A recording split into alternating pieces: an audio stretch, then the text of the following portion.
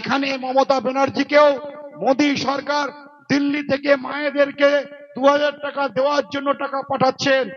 আর আর এখানকার মমতা ব্যানার্জি কি করছেন, সেই 2000 টাকা থেকে 1500 টাকা কেটে রেখে দিয়ে আপনাদেরকে 500 টাকা দিয়ে এখন বলছেন যে ভোটে তো হেরে যাব, তাই ভোটের আগে যদি চমকিয়ে মানুষকে মিথ্যা তথ্য দিয়ে যদি 1000 টাকার গল্প বলে যদি কিছুটা ভোট উদ্ধার করতে পারি তার উদ্যোগ গ্রহণ করতে গিয়ে তিনি বলছেন যে আপনারা আমাদের আশীর্বাদ করলে আমরা ভোটের পরে আপনাদের আরো 500 বাড়ি 1000 করব। সারা ভারতবর্ষে আমরা ভারতীয় জনতা পার্টি 19টি রাজ্যে আমরা ক্ষমতায় আছি। যেখানে আমরা ক্ষমতায় আছি সেখানকার রাজ্য সরকার সেখানকার মায়েদেরকে এখনই, যেটা এখানে লক্ষ্মীর ভান্ডার, সেটা ওই এলাকায় অন্নপূর্ণা যোজনার মাধ্যম দিয়ে সেখানে মায়েদেরকে ইতিমধ্যেই 2000 টাকা করে দেওয়া হয় প্রতি মাসে। আর এখানে মমতা ব্যানার্জিকেও মোদী সরকার দিল্লি থেকে মায়েদেরকে 2000 টাকা দেওয়ার জন্য টাকা পাঠাচ্ছেন।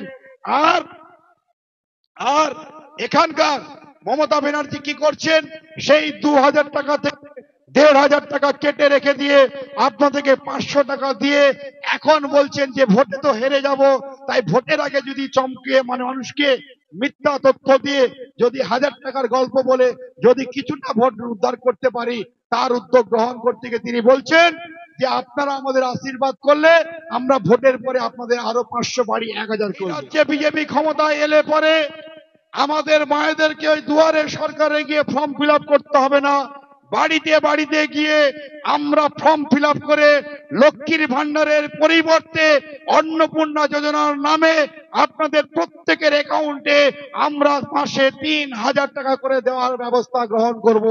এটা কোনো মিথ্যা প্রতিশ্রুতি নয়, এটা কোনো ভাওতাবাজি নয়। আমার ভাই বলছিলেন যে তৃণমূলের একটি হাতিয়ার, কি হাতিয়ার? লক্ষ্মীর ভান্ডার। আমি বলছি ভুল কথা। তৃণমূল দিচ্ছিল কত? 500, বলছে ভোটে জিতলে আরো 500 দেব। ভোটে জিতলে তো দিবে, তারপরে তো পরের কথা, কি তাই না? ভোটে জিতলে তো দিবে, কিন্তু বিজেপি বলছে ভোটে জিতার জন্য নয়, আমরা মানুষের কাজ করতে চাই, কোনো মিথ্যা প্রতিশ্রুতি নয়। সারা ভারতবর্ষে এই মুহূর্তে ভারতীয় জনতা পার্টির নেতৃত্বে 19 খানা রাজ্যে আমরা ক্ষমতায় রয়েছি।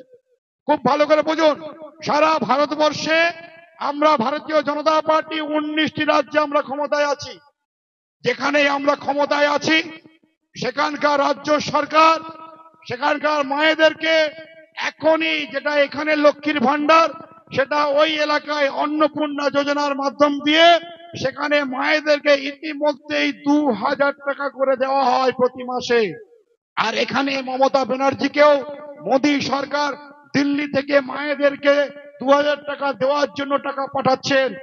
আর আর এখানকার মমতা ব্যানার্জি কি করছেন, সেই 2000 টাকা থেকে 1500 টাকা কেটে রেখে দিয়ে আপনাদেরকে 500 টাকা দিয়ে এখন বলছেন যে ভোটে তো হেরে যাব, তাই ভোটের আগে যদি চমকিয়ে মানুষকে মিথ্যা তথ্য দিয়ে যদি 1000 টাকার গল্প বলে যদি কিছুটা ভোট উদ্ধার করতে পারি তার উদ্যোগ গ্রহণ করতে গিয়ে তিনি বলছেন যে আপনারা আমাদের আশীর্বাদ করলে আমরা ভোটের পরে আপনাদের আরো 500 বাড়ি 1000 করব।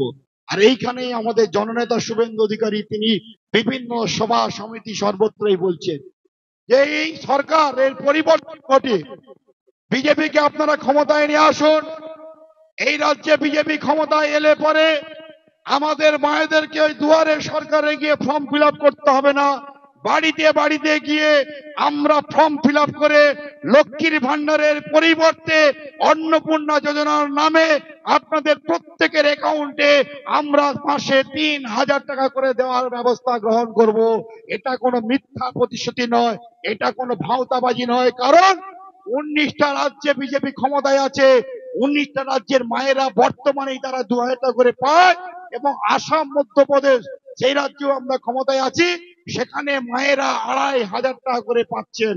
ফলে পশ্চিমবঙ্গের মায়েদেরকে যেভাবে পিছিয়ে দিয়েছে মমতা ব্যানার্জি, তাই মমতা ব্যানার্জির বিরুদ্ধে ভোট দেওয়ার লক্ষ্যে সমস্ত মায়েদেরকে ঐক্যবদ্ধ হওয়ার সুবিধার্থে শুভেন্দু অধিকারী ঘোষণা করেছেন যে মোদিজিকে বলে বাংলার মায়েদেরকে অনেক বেশি সুরক্ষিত করবার লক্ষ্যে এইটা 2000 নয়, 2500 নয়, প্রতি মাসে যাতে 3000 টাকা করে আমাদের মায়েরা পায় তার ব্যবস্থা গ্রহণ করবেন। কে বলছেন এটা?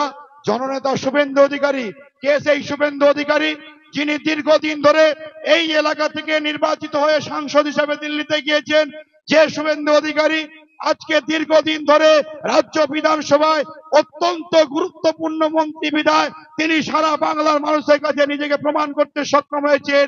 আবার এই সেই শুভেন্দু অধিকারী যেদিন থেকে বিধানসভা শুরু হয়েছে, যেদিন থেকে সাংবিধানিক দৃষ্টিভঙ্গিতে বিধানসভা গঠন হয়েছে, সেদিন থেকে আজ অবধি যতজন পশ্চিমবঙ্গ বিধানসভায় বিরোধী দলনেতা হিসেবে অবস্থান করছেন, এখন সেই সমস্ত রেকর্ড ভেঙে দিয়ে সর্বকালের সর্বশ্রেষ্ঠ বিরোধী দল নেতা বিধায় যিনি নিজেকে সারা বাংলায় প্রতিষ্ঠিত করতে সক্ষম হয়েছেন, তিনি সেই প্রতিশ্রুতি দিয়েছেন আপনাদের সকলকে ৩,০০০ টাকা করে মাসে দেওয়ার জন্য।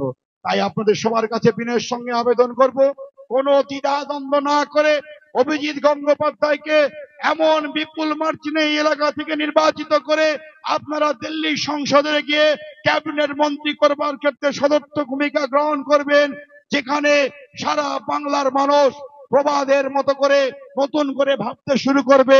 এলাকায় শুধু বিজেপি থাকবে, অন্য কোনো দল থাকবে না, অন্য কোন রাজনৈতিক দলে থাকার অধিকার থাকবে না। কারণ কাজ করবে যে, থাকবে সে। কাজ করবে যে, থাকবে সে। বিজেপি কাজ করতে চায়, বিজেপি মানুষকে পরিষেবা দিতে চায়।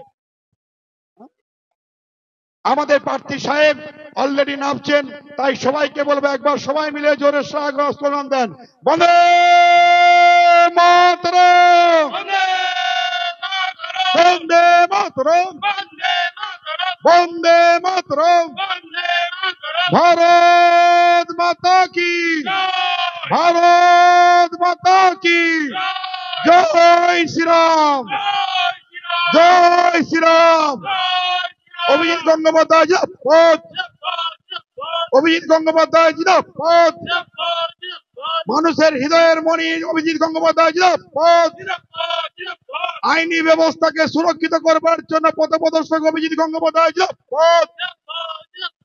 আগামী দিনের ভারতবর্ষের মন্ত্রিসভার গুরুত্বপূর্ণ মন্ত্রী বিধায় অভিজিৎ গঙ্গোপাধ্যায় আমরা সকলে দেখতে চাই। অভিজিৎ গঙ্গোপাধ্যায় জিন্দাবাদ, অভিজিৎ গঙ্গোপাধ্যায় জিন্দাবাদ, বন্দে মাতরম,